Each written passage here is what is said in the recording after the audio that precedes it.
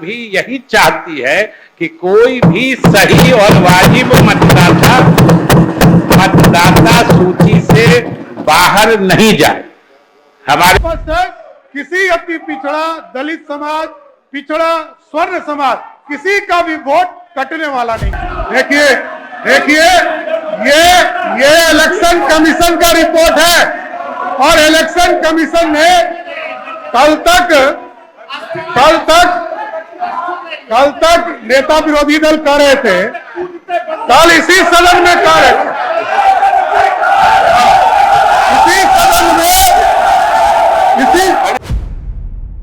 नमस्कार, आर्यन खबर पे आपका स्वागत है। मैं हूं दीपक प्रियदर्शी। एसआईआर के मुद्दे पे विपक्ष लगातार चर्चा कराने की मांग करता रहा। आज स्पीकर नंदकिशोर यादव ने इसकी अनुमति दी और बहुत संक्षिप्त चर्चा हुई, जिसके जवाब में सरकार ने भी अपनी बात कही। संसदीय कार्य मंत्री विजय चौधरी ने तो साफ तौर से कहा कि ये सारी चीजें हो चुकी हैं, 90-95% से अधिक का काम हो चुका है और जो लोग विरोध कर रहे हैं उन्होंने तो खुद अपना वेरिफिकेशन पहले ही करवा लिया, तो फिर विरोध किसके लिए कर रहे हैं।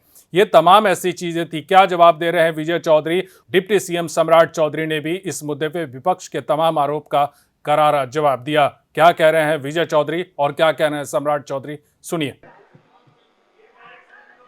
अभी आपकी इजाजत से बिहार में जो मतदाता सूची का विशेष गहन पुनरीक्षण हो रहा है, उस पर आपने विभिन्न दलों के नेताओं की राय सुनी है और सदन भी अवगत हुआ है।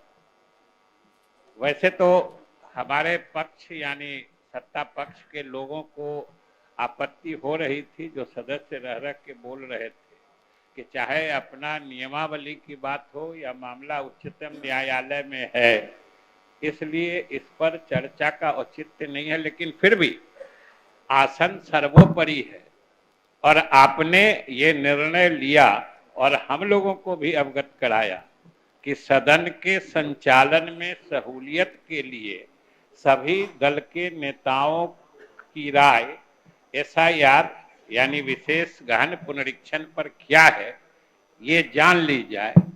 तो हम लोगों ने भी सरकार की तरफ से आपत्ति नहीं करके आपके द्वारा जो ये प्रस्ताव सदन के सुसंचालन के संबंध में दिया गया, हम लोगों ने भी आपत्ति नहीं की, हम लोगों ने अपनी राय प्रकट की। और मुझे अच्छा लगा कि नेता प्रतिपक्ष कल जब इस बात की शुरुआत कर रहे थे तो पहली ही पंक्ति में उन्होंने कहा कि ये लोग एसआईआर के विरोध में नहीं है, पहली पंक्ति कहा। और आज जब उसी विषय पर चर्चा को जारी रखते हुए आज जब समाप्त कर रहे थे तो अंतिम पंक्ति उन्होंने कहा कि बिहार सरकार इस बात को देखे या गारंटी दे कि बिहार का कोई सही मतदाता छूटे नहीं। तो उन्होंने भी कहा कि एसआईआर के विरोधी हम नहीं हैं और सरकार की भी मंशा वो जानना चाह रहे थे।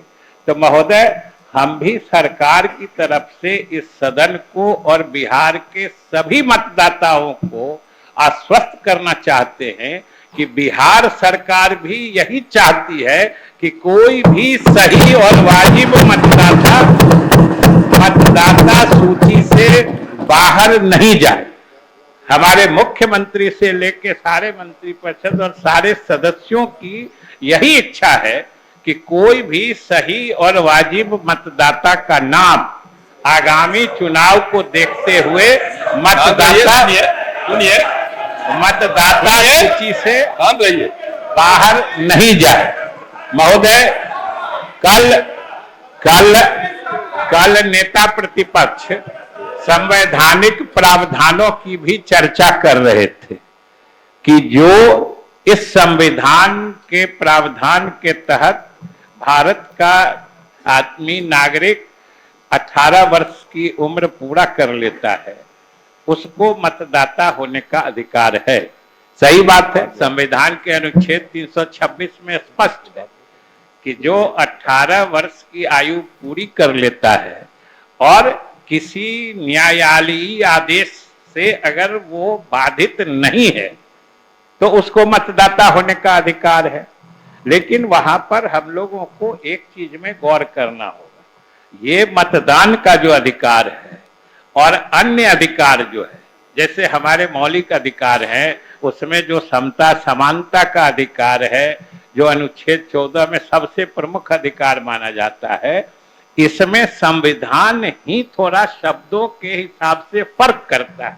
उस फर्क को भी समझना चाहिए कि मौलिक अधिकार के जैसे इक्वलिटी का जो राइट है, समानता समता का अधिकार, वो किसी भी व्यक्ति के लिए है। संविधान कहता है एनी पर्सन, किसी व्यक्ति को कानून के नजर में फर्क नहीं किया जाएगा।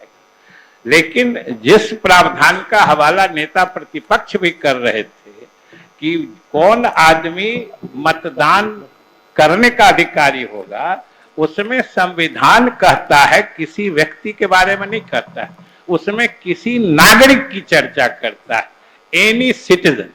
मतलब हर व्यक्ति जो यहां रह रहा है वो मतदान का अधिकारी नहीं हो जाएगा। जिसको नागरिकता प्राप्त होती है वही मत हम उसी संविधान की बात कर रहे हैं। बैठ जाइए, सुनिए, सबकी बात सुनी गई है, सुनना चाहिए।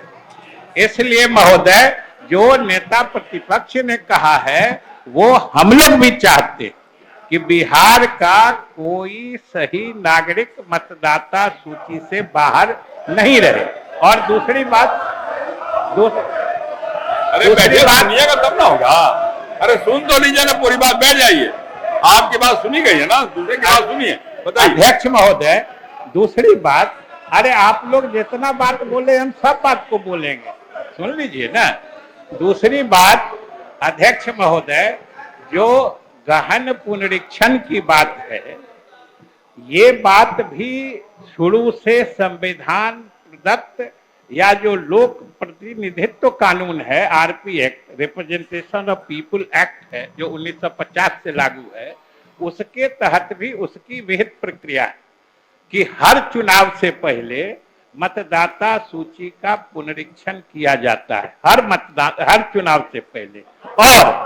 और आप बीच में बोले, सुन लीजिए ना, ज्ञान वृद्धि करिए, सुनिए महोदय। और लगभग 20-25 साल बाद हर जगह यह जो हो रहा है एसआईआर, यानी विशेष गहन पुनरीक्षण, सामान्य पुनरीक्षण और विशेष गहन पुनरीक्षण में भी फर्क होता है। ने लगभग सरकार की ओर से जवाब दे दिया है। बस सिर्फ एक दो जानकारी देना चाहता हूं। और बैठे बैठे लोग बोलते हैं, उनका संज्ञान नहीं लेना है। बोलिए अध्यक्ष महोदय, बड़ा स्पष्ट है एसआईआर के माध्यम से जो बार बार प्रश्न उठ रहे हैं, ये विजय जी ने बहुत स्पष्ट तौर पर एक एक प्रक्रिया को बताने का काम किया है। और जहां तक नेता विरोधी दल ने कल बताया कि छोट का वोट का राज मीन्स छोट का राज होता है, ये कोई आदरणीय लालू प्रसाद जी ने नहीं कहा है, ये लोहिया जी ने 60 के जमाने में कहा। और लोहिया जी ने समाजवाद के परिभाषा में इस सारे चीजों को जनता के बीच में रखा। और जहां तक ये कहते हैं तो लालू जी की बात यही लोग नहीं सुन रहे। 1992 में इसी सदन में तत्कालीन मुख्यमंत्री लालू प्रसाद जी ने कहा था कि घुसपैठियों को बिहार से बाहर ले जाना है। ये हम लोग नहीं कर रहे, ये तत्कालीन मुख्यमंत्री थे लालू प्रसाद जी, उनका वक्तव्य है। और 2005 में भी ममता बनर्जी, जो उस समय सांसद की सदस्य हुआ करती, उन्होंने इस तरह का बयान दिया। और लगातार इस चीज की चर्चा हो रही। लेकिन एक जानकारी भी देना चाहता हूं, महबूब साहब बार बार कह रहे हैं और शकील साहब, कि जो हमारे प्रवासी बाहर जाते हैं उनकी गिनती नहीं हो रही। विजय जी ने आपको बताया कि लगभग 18,66,000 से अधिक लोग मृत पाए गए। उसके साथ साथ 26 लाख लोग जो बाहर गए हैं उसको भी चिन्हित किया गया है, ऐसा नहीं है। और ये मैं बताते हुए स्पष्ट कर रहा हूं कि हमारा जो श्रम डिपार्टमेंट का भी रिपोर्ट है, जहां 2005 में बिहार के लोग 11% बिहार से बाहर जाते थे, जो नेता विरोधी दल कह रहे हैं कि करोड़ों लोग बाहर जाते थे। आज का रिपोर्ट है कि ये 2% से भी नीचे लोग चले गए। आज बिहार में लोग रह रहे हैं और अभी तो 26 लाख लोगों की ही चिन्हित हुई है। और आपको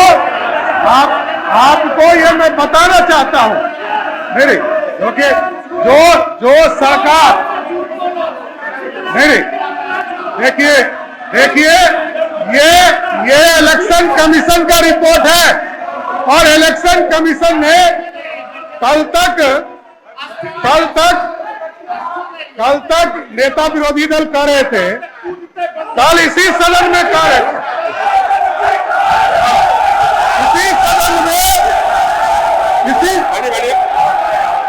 बैठिए, बोलने दीजिए। अरे उप मुख्यमंत्री बोल रहा है, क्या कर रहा है? बैठिए, अरे बैठिए ना। अरे उप मुख्यमंत्री बोल रहा है आपके, बैठिए, बोलिए, बैठ जाइए अपने स्थान, बैठिए, किसी सदन में अपने स्थान बैठिए, बैठ जाइए, सबकी बात सुनिए, तुम बैठिए, बोलिए। कल तक इसी सदन में नेता विरोधी दल जी कह रहे थे कि भारत निर्वाचन आयोग कोई प्रेस रिलीज नहीं करता और पूरी तरह स्पष्ट है। इसलिए एसआईआर के मामले में ये लोग जो बार बार अपनी बात रख रहे, इसमें कहीं सत्यता नहीं है और स्पष्ट तौर पर पूरी प्रक्रिया विजय चौधरी जी ने बताया है। इसलिए सरकार स्पष्ट है, किसी अति पिछड़ा, दलित समाज, पिछड़ा, स्वर्ण समाज, किसी का भी वोट कटने वाला नहीं है। धन्यवाद। देखिए, ये मुद्दा है और साफ तौर से सरकार ने यह कह दिया है कि यह मामला चुनाव आयोग का है, सरकार इसमें इन्वॉल्व नहीं है। लेकिन एसआईआर का मुद्दा सही है और तकरीबन सारा काम हो चुका है। सरकार ने तो यहां तक कहा कि चुनाव आयोग ने एसआईआर खत्म होने के बाद 1 महीने का समय दिया है जिस पर आप अपनी आपत्ति दर्ज करा सकते हैं, तो आप अपनी आपत्ति वहां दर्ज कराइए। सरकार ने विपक्ष के तमाम आरोपों का करारा जवाब